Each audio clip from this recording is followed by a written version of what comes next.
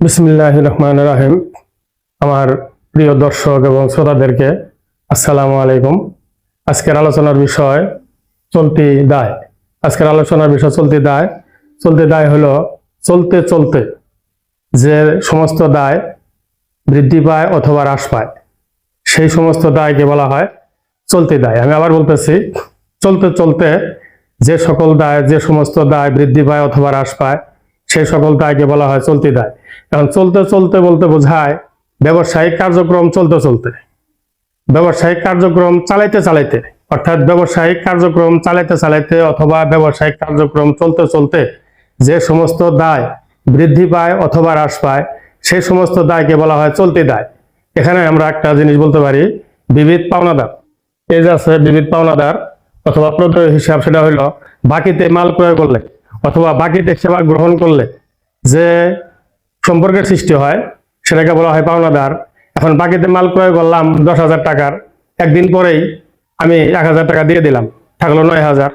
আবার যদি 2 দিন পরে আরো 5,000 টাকার বাকিতে মাল ক্রয় করি, তখন পাওনাদার হয়ে গেলো 14,000। আবার যদি বিকালবেলা 1,000 টাকা পরিশোধ করি, পাওনাদার থাকলো 13,000। এইভাবে বেশ কিছু আমাদের দায় আছে, যে দায়গুলা প্রতিনিয়ত হ্রাস পায়, প্রতিনিয়ত বৃদ্ধি পাইতে পারে, হ্রাস পাইতে পারে, বৃদ্ধি পাইতে পারে, সেই সমস্ত দায়কে বলা হয় চলতি দায়। আমি আবার বলতেছি যে ব্যবসায়িক কার্যক্রম চালাইতে চালাইতে, ব্যবসায়িক কার্যক্রম চলতে চলতে যে সকল দায় প্রতিনিয়ত হ্রাস পাইতে পারে, বৃদ্ধি পাইতে পারে, হ্রাস পায় অথবা বৃদ্ধি পায়, সেই সমস্ত দায়কে বলা হয় চলতি দায়। কারণ চলতি দায়ের কিছু উদাহরণ আছে বিবিধ পাওনাদার। বিবিধ পাওনাদার হলো বাকিতে মাল ক্রয় করলে অথবা বাকিতে সেবা গ্রহণ করিলে, বাকিতে মাল ক্রয় করলে অথবা বাকিতে সেবা গ্রহণ করলে যে দায়ের সৃষ্টি হয়, সেটা হলো বিবিধ পাওনাদার। এটার একটা নাম আছে হলো প্রদেয় হিসাব, এরপর আছে প্রদেয় বিল। প্রদেয় বিল ওই পাওনাদারের মতোই, বাকিতে মাল ক্রয় করার পরে যদি কোনো সেই বাকিতে মাল ক্রয় করার পরে যদি পাওনাদারের বিষয়টা, যে সম্পর্কের বিষয়টা, সেটা যদি কোনো দলিলে লিপিবদ্ধ করা হয়, দলিলে লেখা রাখা হয়, সেটা হলো প্রদেয় বিল। অর্থাৎ বাকিতে মাল ক্রয় করে যদি কোনো সাধারণ খাতা লেখা হয়, সেটা পাওনাদার। আর বাকিতে মাল ক্রয় করার পরে যদি কোনো দলিলের মধ্যে লেখা হয়, সেটা হলো প্রদেয় বিল। এরপর আছে ব্যাংক জমা অতিরিক্ত।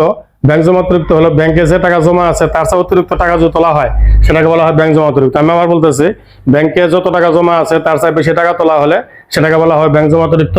এবং বকেয়া খরচ সমূহ হলো সেবা গ্রহণ করার পরে টাকা যদি পরিশোধ করা না হয়, সেটাকে বলা হয় বকেয়া খরচ। যেমন আমরা যে ঘরে ভাড়া থাকি বা যে ঘরের মধ্যে আমরা ব্যবসা করি, সেই ঘরের ভাড়া যদি আমরা না দিই, 3 মাস 2 মাসের ঘর ভাড়া যদি পরিশোধ না করি, সেটাকে বলা হয় বকেয়া ভাড়া।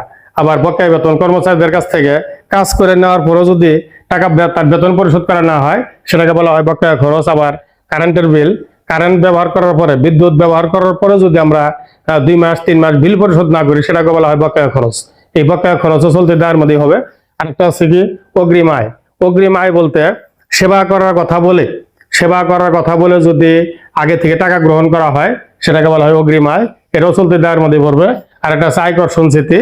আয়কর দেওয়ার জন্য যদি আমরা আগে থেকে টাকা জমা রাখি, টাকা সঞ্চয় করে রাখি, সেটাকে বলা হয় আয়কর সঞ্চিতি।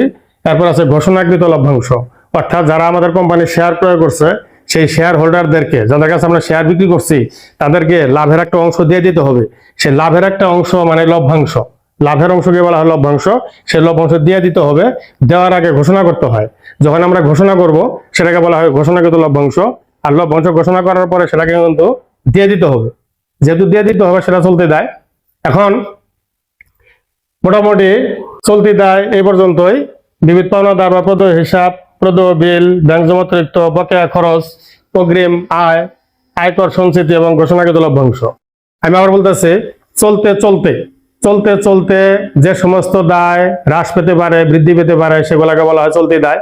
চলতে চলতে বলতে ব্যবসায়িক কার্যক্রম চলতে চলতে অথবা ব্যবসায়িক কার্যক্রম চালাইতে চালাইতে যদি কোনো দায়, যে সমস্ত দায় হ্রাস পেতে পারে, বৃদ্ধি পেতে পারে, হ্রাস পায় বা বৃদ্ধি পায়, সেগুলোকে বলা হয় চলতি দায়। ধন্যবাদ।